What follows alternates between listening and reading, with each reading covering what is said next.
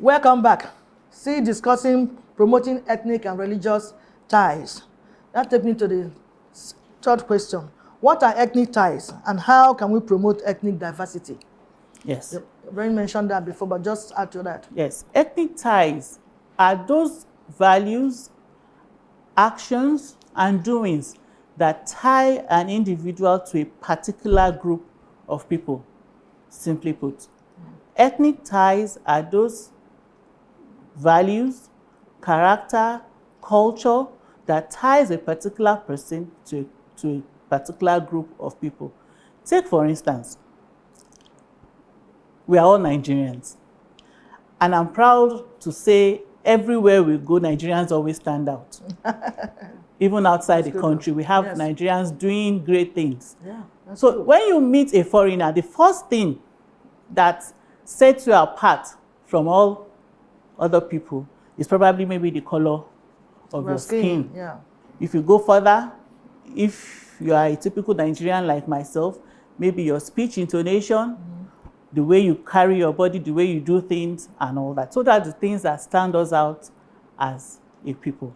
Now, how does that affect us, and how does that help us as a people?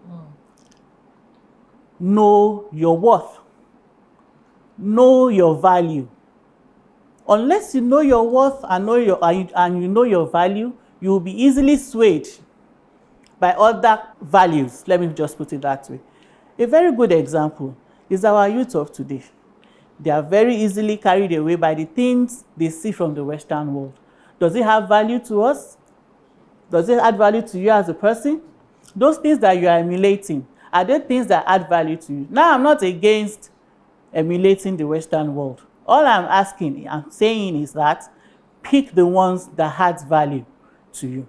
So if you know your value, you know your stand, your self-worth, like I said earlier, the family is the background of any ethnicity foundation. So if you know where you stand as a person, you would, everywhere you go, you want to put out the best of you. You want to put out the best of your values that you have been taught and the background that you have. So when you do that, you find it difficult to do things that will bring negative actions or negative words to what you stand for as a person and as a nation. That reminds me, we have an artist, foreign artist, that's James Brown, if I'm not mistaken. He says, "Say it loud, I'm black, I'm proud." So we are Nigerians, as she mentioned, and we are proud to be. I always say, anywhere I go, I'm proud to be a Nigerian because God knows why He brought me out from this part of the world. Yes. And so we must be proud of who we are. And then when we talk about diversity now, diversity makes us strong in Nigeria. We have different tribes, but we mix together. We need to interact. We need to love ourselves. We need to be one. As we were saying before, one Nigeria. I know there are many things happening now, but that's how it's supposed to be. That diversity will continue to inculcate in the life of our children. Do not see a Yoruba man to be your enemy. Don't see a Hausa man to be your enemy as an Igbo man. Don't see Igbo man to be an enemy. That's where diversity comes in. We have so many diversity bodies. That makes us strong. That makes us who we are as Nigerians. I'll tell you some of these big, Western world, they're afraid of Nigeria somehow because of our size. Our size is a plus to us, an advantage to us. So we must continue to tell people, don't segregate. Don't separate yourself. Yeah, things may not be the way we expect it, but do not separate yourself. We are still one Nigerian. That's why we is strong. Yeah. Sorry to cut you short. There's this analogy I always share with youth that I mentor. Whether you are Igbo, you are Yoruba, you are Hausa, you are tall, you are fat, you are short, whatever it is, wherever you find yourself. What flows under your skin here? Blood. Blood. Blood and water. And when you cut it open, is the color of my blood different from yours? No. No, not at all. So there's a reason why God has put it that way. So unless you get to that point that you realize that whatever flows underneath my skin is the same thing that flows underneath the other person's skin, that will help you a lot. Yeah, that's true. So ethnic ties, aids in development of trust. like I just mentioned, we can trust ourselves because we're supposed to be one. You know, something happened to me in 2007. I had the opportunity to travel to Hungary. It's not an English country, English-speaking country. So you know what it means when you go to a land where you cannot even speak English, so you cannot communicate. Yes. But right there in the hotel where I was lodged, I met an outside man, a Muslim. He was there for an operation or something. And he was also very lonely and quiet, nobody to talk to, because he cannot speak their language. But the moment the doctor that brought me in, he's a Ghanaian, but they call him African father over there. The moment he brought me from the hotel and kept me from the same hotel, different rooms anyway. So he's not told you that we have a Nigerian that is here in the hotel. Oh, it's just your sister. In fact, at that instant, for the 3 or 5 days we spent, nobody know whether he's a Muslim or a Christian. Well, we know my brother, my sister. So we want such thing to continue. And I tell you, brethren, I say brethren because I'm a Christian. You know, if you go outside, as a matter of fact, you find out that there's more cooperation within us. No Yoruba, no Hausa, no Igbo, if you go outside the country. But why we come here now, we start this segregation. It's not right. So it aids, in development of trust, solidarity and mutual understanding. That is family ties. So we pray that God will continue to help us to imbibe in that, as you mentioned earlier. So what are the benefits and importance of inter-ethnicity relations? The benefits are innumerable. There's so much. There are so much. There's a common goal. There's unity, like you said. You are looking out for your brother. The moment I was born in the north, in the northern part of the country, and I moved down to Lagos as a very young girl. Okay. All right, but I have parents that speak Hausa very fluently. Very, very fluently. And you would see that the moment they meet an Hausa man in Lagos and they speak the language, just like you said, the man you met in Hungary. I mean, we start speaking English. Nobody remember what that was. It doesn't matter anymore. And they are so excited that this person can speak my language. Yeah. So, and then you see them going out of their way to make sure the person, wherever they assist you and they help and they give you the help that you need. So, it promotes, you achieve goals faster.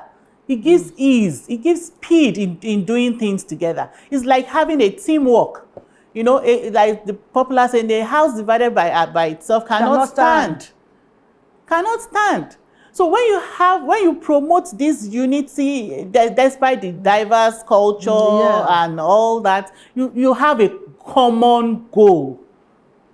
Like the popular saying among our politicians, there's no permanent enemy. No permanent enemy and all that. Do you understand? So when you are not bothered about where this person comes from, what language he speaks, what religion he speaks, and I know you can agree with me, it wasn't like this in the past. No. In the past, the unity was, the Muslims will celebrate with the Christians, the Christians will celebrate with the Muslims, and so forth. Your neighbor, regardless of the tribe, is looking out for the other party. So it helps to achieve purpose. There's a common goal.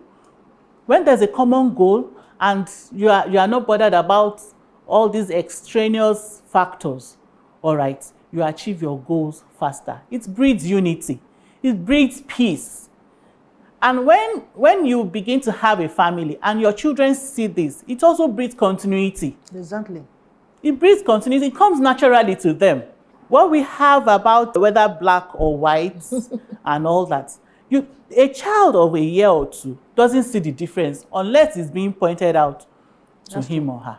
The same thing we find in ourselves here. A child of 2 or 3 years doesn't know the difference between a Christian or a Muslim, unless the parents tells him that don't go to that person's house, they are Muslims, or don't go to that person's house because they are Igbos.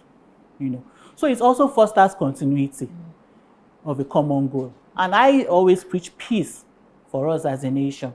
So when we forge this unity, it brings all this, it makes things easier for us as a nation. You see, that kind of mind they had during NSAS. Yeah. You find that they came together. Yes. No Muslim, no Christian, yes. No Yoruba, no Hausa. That's what we want you to promote. We actually one. So that's One of the reasons why we are discussing this. See yourself to be one. And if you continue that, you see that God will help us. All these other people have, misled us, and but we can't correct all those things by making friends. Because in all this one, the ties we'll talk about, it helps in economic growth. Yes. Even in Nigeria, at workplace, you don't put only one person. One person does not have the knowledge alone. The other people can contribute and make do something that people will see, and it becomes remarkable.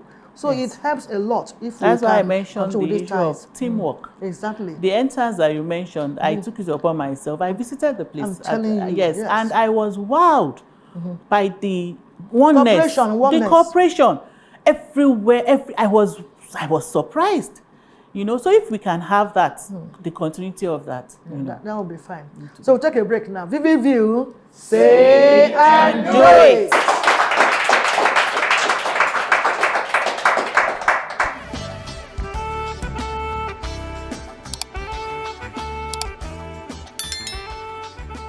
This is Vivid View.